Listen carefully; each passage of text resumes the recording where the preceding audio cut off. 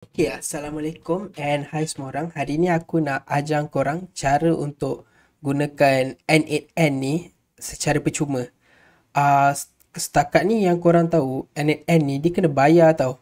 Even untuk starter pun kena bayar $20. Kalau kira duit Malaysia dah 100 lebih kot. So, actually ada cara untuk kita guna N8N ni dengan percuma. Okay, so first step kita pergi dekat browser ni and then kita search N8N docs installation. Sekarang bila kita dah masuk installation ni, kita pergi dekat documentation dia. So dia akan pergi dekat website N8N ni lah. Okay, sekarang ni yang ni dia adalah documentation dia. So first kita cari dia punya installation dia dekat sini. Kita pergi dekat npm ni. Okay. So dekat sini dia akan tunjuk apa yang kita kena buat untuk install dia. So dekat sini kita baca npm is a quick way to get started with N8N on your local machine kan. Sekarang ni kita kena install node.js supaya kita boleh gunakan N8N ni dekat komputer kita sendiri tanpa bayar 1 sen pun.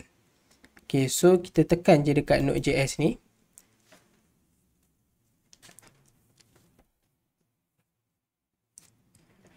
And then kita install dia macam biasa. Tekan dekat install node.js ni. And then kita pilih version dia. Sekarang ni current version dia 24.3. Tapi secara generally aku prefer version 20.19.3. Sebab apa aku prefer yang tu? Sebab kadang-kadang kalau kita gunakan version yang terlalu baru, maybe dia ada kemungkinan dia tak stable lagi. So aku boleh je nak guna version mana-mana. Tapi untuk sekarang ni aku gunakan 20.19.3. And then untuk ni kita ikutlah korang guna apa. Macam aku guna Windows, so aku setkan Windows. And then yang ni dia ada using Docker and benda-benda ni semua. Tapi yang ni kita tak perlu risau sangat. And then ni kita akan install guna npm lah. So sekarang ni kita pergi dekat yang ni. Kita akan dapat pre-built node.js ni untuk Windows lah. Untuk case saya pilih Windows. And then ini adalah architecture dia. Biasanya kita gunakan 64 je. And then dekat sini kita boleh install dekat sini. Sama ada nak unzip atau gunakan installer Windows je. Sebab kita guna Windows, kita guna installer je. So kita tekan and kita save dekat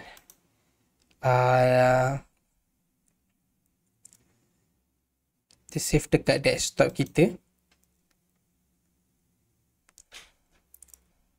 And then kita tunggu untuk dia download. Okay, dia dah download. So kita pergi dekat desktop kita.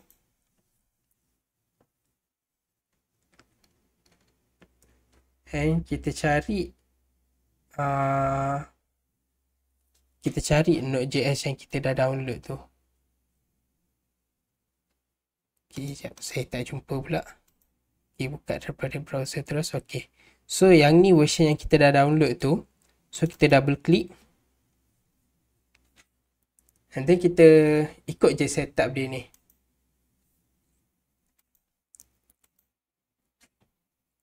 So yang ni dia akan auto create program files Node.js dalam kita punya folder. Kita just ikut je macam biasa.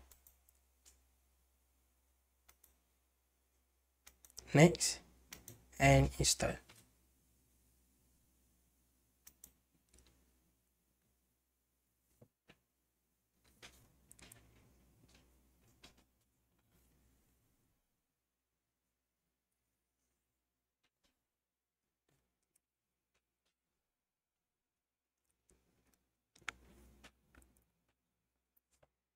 Okay, after dah siap installation ni, kita just tekan finish. Okay, so sekarang kita boleh check kita punya node ni. dengan gunakan komen node /v, and then kita check kalau dia dah install, dia akan keluar kita punya version. Okay, so bila kita run node /v node -v dekat kita punya command, kita akan dapat dia punya version of node kita lah. So kita punya isu untuk Node.js kita dah install successfully. Okay, lepas kita dah install Node.js dekat kita punya device, kita pergi dekat bahagian ni, install globally with npm. So kita pilih yang ni dulu, sebab kita nak install globally supaya semua benda yang penting ada dalam kita punya device. So kita buka terminal kita dulu, command prompt kita, and then kita install dekat device kita. Okay, lepas korang dah habis install tu, korang akan dapat something like this. Ni tak ada masalah pun. So sekarang korang just nak run n8n ni, simple gila.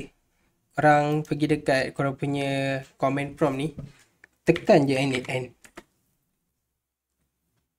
and then dia akan run terus. Okay, and then ni lah korang punya link untuk korang buka n8n ni. Sama ada korang nak copy paste atau tekan O je pun dah okay. Macam saya tekan O je lah, dia akan buka terus dekat browser korang. Okay, macam ni dia akan bagi dia punya setup owner account. Ni kalau first time lah. So macam saya letak semua info-info saya dululah. Okay, lepas korang dah isi username, password tu semua, korang akan sampai dekat bahagian sini lah.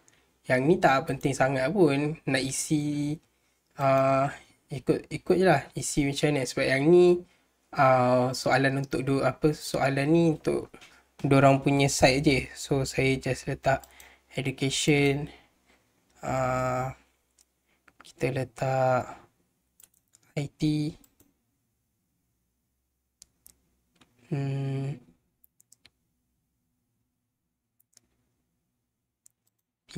pilih saja mana-mana, reporting, myself,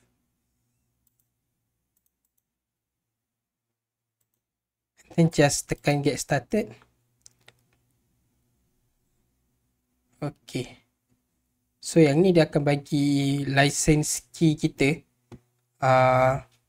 dekat kita punya email lah. Macam kalau korang tengok kat saya punya ni, dia dah cakap your license key is on the way. So korang kena dapatkan license key ni dekat korang punya email lah. After dah dapat, nanti dia akan ada button untuk korang klik untuk activate. So nanti korang just klik je activate, dan license key korang akan activated lah. Okay, so sekarang ni kita dah ada access untuk guna workflow ni, n8n ni dekat kita punya komputer sendiri tanpa bayar apa-apa. So kita test dulu, kita tekan start from scratch.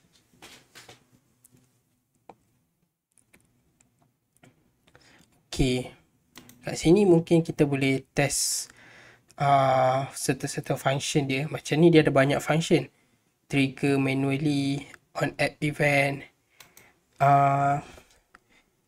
Maybe kita boleh test function AI agent dia. Okay,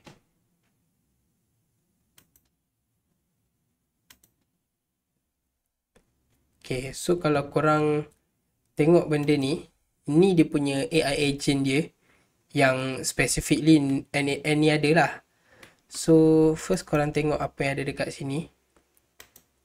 Ini adalah cara kita connect kita punya AI agent. Ni saya just tunjuk basic je lah. Macam ni style dia, connected chat trigger node, which is bila kita check dekat sini, kita akan trigger AI agent ni. Ada cara-cara lain juga.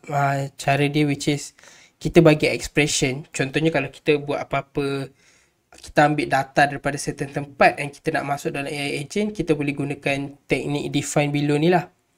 Tapi untuk sekarang ni kita gunakan chat trigger node je dulu. And then so yang ni sekarang ni AI agent ni kita ada 3 benda, which is chat model, memory and tool. Kalau kita tengok chat model ni, dia something macam ChatGPT, Gemini, apa lagi? Uh, Grok, kalau korang pernah dengar lah. Macam kes kita ni, kita boleh setkan lah dia as OpenAI ke, Grok ke, Ollama ke. Macam saya prefer Gemini sebab dia free. Okay, ni so every time bila kita masukkan something dekat NN ni, kita kena create credential tau. Credential ni kita macam login something. Dia lebih kurang macam tu. Benda yang diperlukan untuk kita login function yang daripada website lain. So kalau kita tekan create credential, dia akan pergi dekat generative language googleapis.com lah. So untuk dapat benda ni, kita kena buka kita punya Google AI Studio. Google AI Studio, which is yang ni lah. And then kita akan dapat list of API key. Okay. So nak dapatkan API key ni, kita just tekan get API key je lah. And then kita boleh pilih sama ada kita nak copy API key daripada projek yang sedia ada, atau kita boleh create API key baru lah. Macam kalau kita nak create, kita kena tekan create ni. And then benda ni di connected dengan Google Cloud Project tau. So kita kena pilih ni under project apa. Macam ni pengulas AI, and then kita create API key.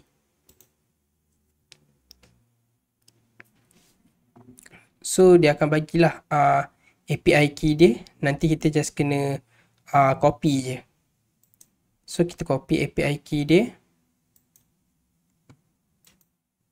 and then kita paste dekat dalam ni. So kita tekan save, and then dia akan keluar macam ni, credential successfully created. So maksudnya credential untuk chat model untuk AI agent kita dah sambung. And then kita ada another function which is memory. Memory ni macam, kalau korang perasan bila kita guna ChatGPT, dia akan ingat kita punya previous interaction. So itu function memory dia untuk AI agent ni. So untuk case kita gunakan simple memory lah. And then context ni kita adalah berapa banyak past interaction. Maksudnya berapa banyak perbualan lepas dengan AI agent ni yang dia boleh ingat. Kita boleh set 50, 50, 5, 10. So maksudnya 10 perbualan lepas dia boleh ingat. So itu function memory dia. Tools ni pula untuk kita buat apa-apa action. Kalau korang nak tahu, AI agent ni dia adalah something di mana AI agent ni boleh ambil information atau apa-apa input yang kita bagi, and menggunakan input tu dia boleh return, dia boleh buat task. Contoh kalau kita nak suruh dia tulis dekat apa-apa ke, buat something ke. Okay, contohnya kalau kita nak try tools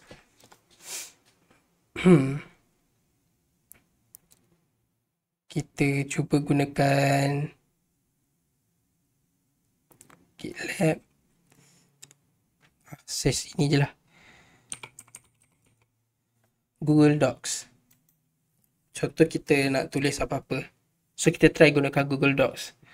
Okay, untuk Google Docs ni pun dia something yang sama juga. Kita kena create a new credential. So untuk yang ni, cara dia lain sikit lah daripada AI model. Sebab AI model kita letak API key je. Kalau untuk Google Docs ni, kita kena letak client ID and client secret. Cara kita nak buat tu, kita kena buat dekat Google Cloud lah. So untuk buat benda tu, kita kena pergi dekat Google Cloud kita dulu. Search Google Cloud.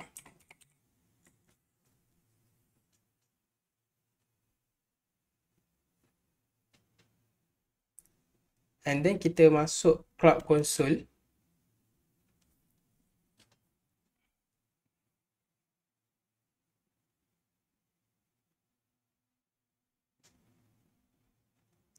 Okay. So kalau Google Cloud dia akan tunjuk something macam ni lah. Okay. Macam kita tengok sekarang ni, kita punya projek ni, kita ada projek pengulas AI lah. So benda pertama kita kena buat, kita tekan dekat navigation menu ni. And then kita pergi dekat API and service.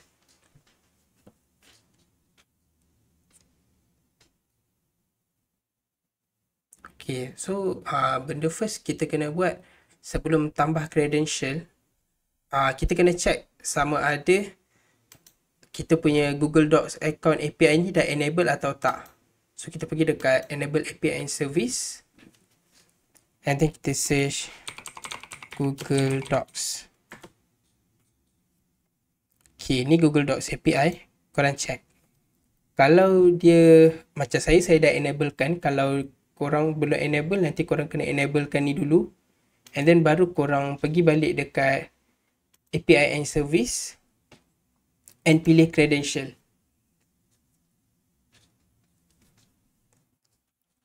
Okay, macam cara untuk create credential ni pula, first untuk benda yang kita kena check adalah 3 benda ni lah. So first kita kena tekan create credential, and kita gunakan OAuth. So kita gunakan OAuth client ID. So kita pilih yang ni.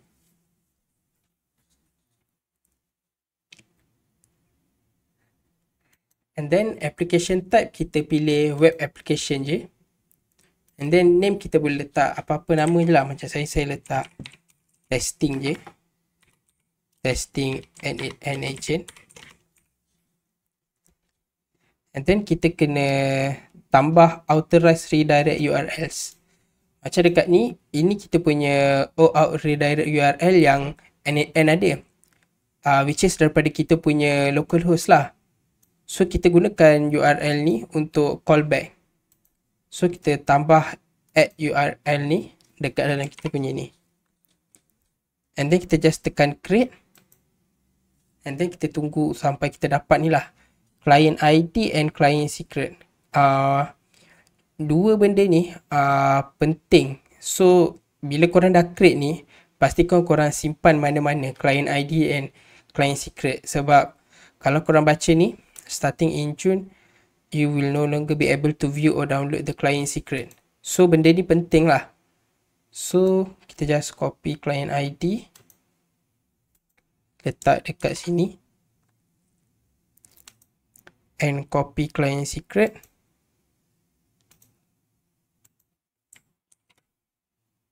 Okay, kalau korang tengok dekat sini, kita dah siap letak client ID and client secret.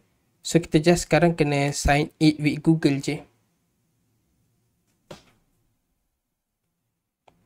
And then kita pilih account yang kita guna untuk kita sign, untuk kita buat OAuth tadi.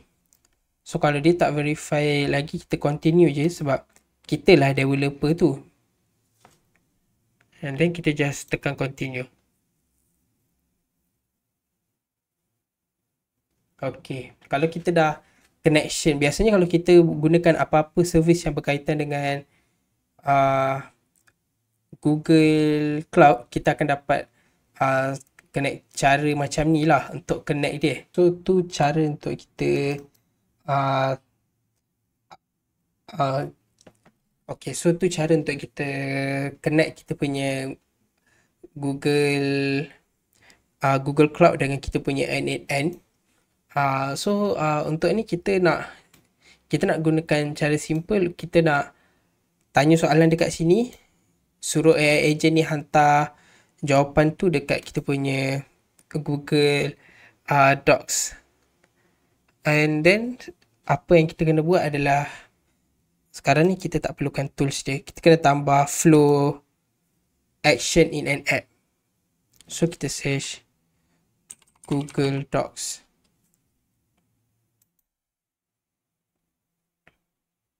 So kita boleh pilih update a document. So untuk update document ni, Saya dah buat satu testing dokumen siap-siap. So kita copy and then kita paste dokumen URL kita. So dekat sini kita akan ada benda-benda macam object, action, body. So object ni adalah apa benda-benda ni lah, header, footer, apa yang ada dalam apa yang ada dalam kita punya Google Docs. And then kita ada insert, find and replace text atau insert. Saya pilih insert je. And then segment kita letak kat header, footer atau body. Saya pilih body je. And then ni specific location lah, at index ataupun at the end of specific position. Ni saya letak specific position je supaya dia auto tambah. And then text dia ni kita kena letak apa yang AI agent ni return. Sebab kalau kita run tanpa buat apa-apa. Okay, contoh saya gunakan chatbot. Saya open chat ni. Saya tanya what is n8n. Okay, dia run and then dia gunakan Gemini model, gunakan memory untuk run AI agent ni. Okay, kalau korang tengok output dia ada. Sending output dia panjang, n8n ni apa semua. Cuma masalah dia ada problem untuk update dokumen. Sebab tengok, dia tak update apa-apa pun. Sebab kita tak pass output dekat kita punya text bahagian ni. So cara untuk kita pass output ni, korang kena familiarizekan diri korang dengan JSON lah. Saya tunjuk JSON ni macam mana. Ini adalah JSON format, di mana dia akan simpan beberapa data dalam bentuk curly braces macam ni. Kalau korang tengok dalam kes ni, AI agent tadi dia ambil field chat input, which is soal apa yang saya tanya dekat chat messenger tadi tu.